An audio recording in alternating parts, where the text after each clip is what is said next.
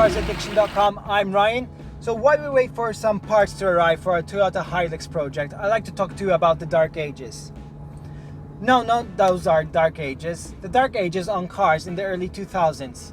There was a craze we refer to nowadays as rice. Rice comes from the name race, but because these cars were made to look good but not fast at all, they were given the name rice. And most of the cars were Japanese origin. So with Asia, we refer, food rice. So you could see the similarities over there. Now these cars were made to go fast, but the engines were kept small and not so much, effort were making into the engines. Now this period was in the early 2000s and was fueled by the Fast and Furious franchise, games such as Need for Speed, Most Wanted, and Underground. There was tons of magazines such as Max Power and Redline at the time, which were the go-to resources to find out what is the latest car fashion at the time, and find out where to buy and how much they cost, these modifications. And there was always also TV series such as Pimp My Ride on MTV. Now, anyone who had a car back then was influenced by rice one way or another. I'm guilty, actually. I did rice my car out. Thankfully, there were reversible modifications, so after that craze, I just put my car back to stock, and it looked better than ever. But there are people who gone full craze, full rice, and actually, destroy their cars because no one wants them nowadays. So people of this generation look back and sort of laugh at us, but back then we were actually very creative and expressing ourselves into cars. We're making something unique that's no like any other car in the street, and coming up with unique ways to sort of make our cars different from any other. So it was high level of creativity back then. Sorry about if there's any car alarms or anything going about. I'm recording this in a ferry in between trips. So what is considered as rice? Back then, wheels, car manufacturers were coming out with cars with around 15-inch diameter. So if you want to rice your car out, you'd have gone 2 inches larger, so about 17-inch. The car would be somewhat usable, but still harsh. But if you want to go full rice, you would have gone 18-inch. Now, a size that big on a Honda Civic at that time was extreme. Would have rubbed. You would have a not so good offset. It made the car very unusable. So you really can see, with rice, bigger is better, but they don't even consider the drivability of the car. Another thing we used to do is body kits. We had big brands back then, such as Bomx, Sea West, Valley Side, and then knockoff brands as well. So what you did was mix and match the body kit you want, the bumper, front and rear bumpers, the side skirts, even the spoilers at the back, and sort of you made it to look the way you wanted to, what the vision you had in your mind. Now the thing is with body kits is they were made of fiberglass, and they lowered the car significantly as well. So by time these come scuffed up, they even crack easily because they're not so flexible in case you didn't go with the blue fiber. And it was just a complete mess if you wanted to use the car every day. If it was for just shows, fine, but just use it for every day, or even to get it onto a flatbed was very difficult to do. So they made the car very unusable, these body kits. Another thing about the spoilers are, if you had a sedan or a coupe, you would have gone with the skull folding style of spoiler. Again, the bigger the better. You had the metal brackets coming from the hood, which you bolt onto the trunk, and then either some aluminum spoilers just to keep the hood, the rear trunk very light to lift up, or go carbon fiber. We also had you could get spoilers of different cars at the time, like a Subaru Impreza wing onto a Mazda 6 or something like that. It was very common practice to see something similar during that time. So we had wheels, we had body kits. We also had the mirrors as well. Back then the 46 M3 had a nice sort of curvy mirror, and that was made to fit onto cars like the Honda Civic, Mitsubishi Mirage, Eclipse as well. You could see these Chinese manufacturers sort of taking advantage of this craze and making these kind of mirrors for any kind of cars, easy fitment.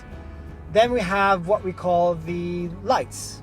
So we have the back then lights were sort of very limited in design. They were like red and orange, or just red for the rear lights.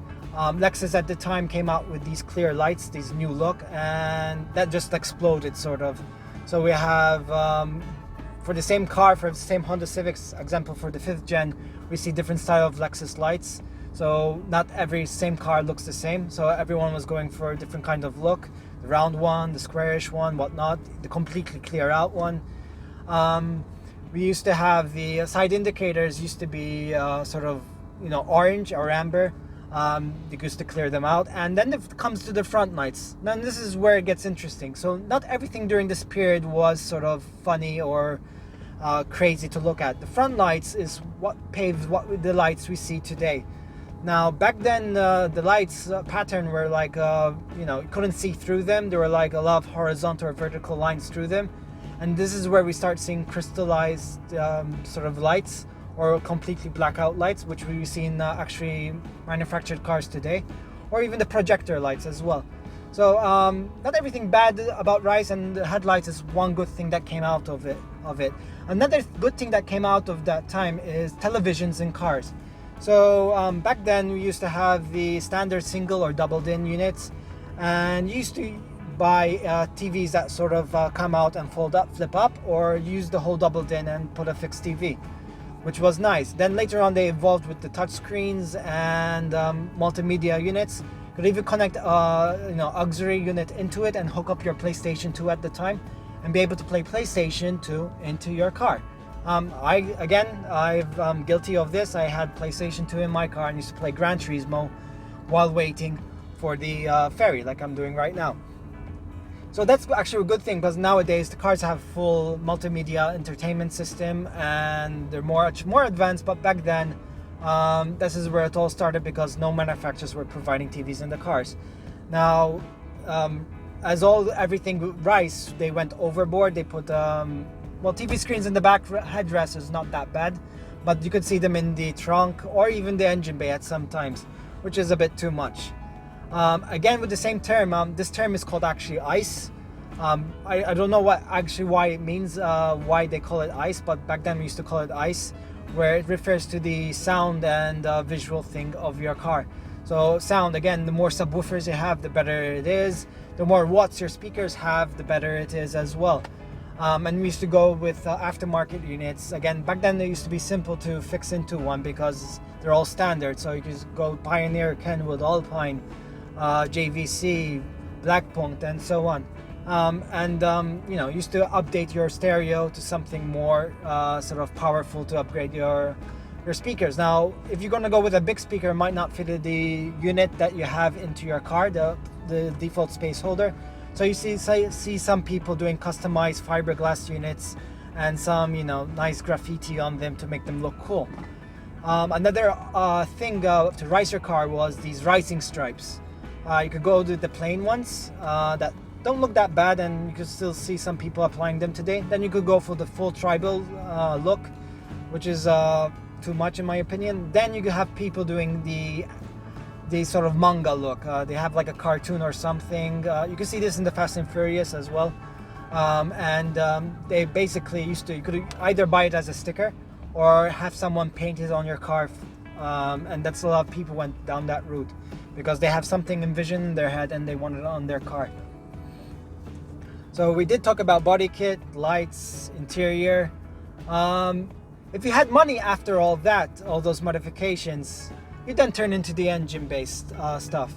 The first thing to upgrade would have been your exhaust. Obviously, if you had installed a body kit, you would want to have an exhaust that fitted the contour of your body kit, or you cut the body kit to fit the contour of your exhaust. The louder, the better back then. You could also buy the fart cans from eBay at a cheaper price. That's something from that era. It doesn't increase BHP, it just makes the noise. Another thing you used to modify is the air cleaner unit. You make a cool chrome filter with a chrome pipe that looks nice. Update the spark leads with color coded, or make a contrast to your car. And basically that's it. Just sort of visual modifications to your engine. So you could have this cool looking full flat-out body-kitted Honda Civic with just the standard 1.4cc single cam engine, making about 90 bhp. And that's where the term rice comes out from. Now, I hope you like this video. I'm gonna let it run with photos I've taken personally from past shows. If this video hits about 10,000 likes, I'll put up a follow-up video on this, showing more photos of back then. And if you're into cars, make sure you subscribe to CarsAddiction.com and make sure you hit that notification button so you get notified of our latest videos. Thank you for watching. Take care.